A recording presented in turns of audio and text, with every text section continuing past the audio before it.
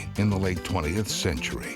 Emerging crossroads of Latin culture, big money, and cocaine's major port of entry into the United States. At age 10, Jorge Valdes stepped off a plane onto Florida soil for the first time from Cuba. Well, the first business that I went to see was called La Puerta del Sol. It's just a small shopping center. It doesn't look like much. I start to do the books for them, and I start to get close to them, because when I told them that I worked for the government, I told them I knew how to open foreign bank accounts. And they told me straight out that they were drug dealers. And suddenly, they began to ask me to handle their drug operations in the United States. Because I was young, I was bright in their eyes, and at the same time, I had a very clean record. I didn't drink, I didn't smoke, and I didn't use drugs. Who would suspect that that young kid that was put through school at the University of Miami by the Federal Reserve Bank is a drug dealer? Little did I know that this little rinky-dinky grocery store would be the original front for what one day would become the Medellin drug cartel, importing 95% of all the cocaine that came into America.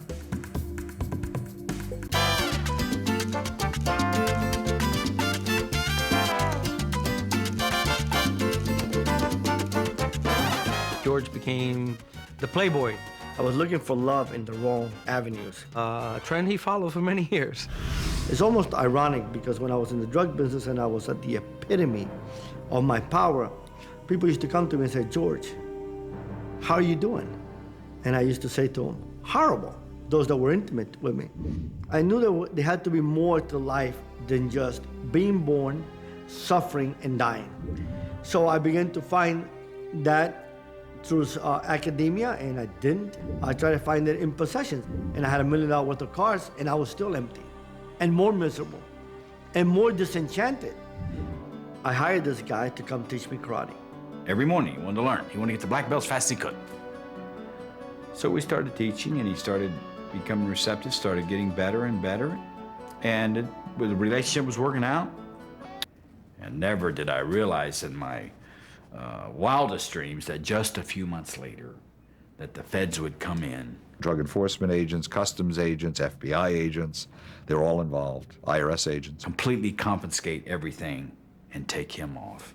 But they go after him with a zeal that is second to none. He wasn't going to get away. The judge in Macon, Georgia, who had sentenced George to the maximum he could give him, which was 15 years, to think that he would grant the relief of reducing the sentence to time served so that George could actually get out of jail. If you had asked me the likelihood of that happening, I would have told you to go buy a lottery ticket, because your odds are a lot better.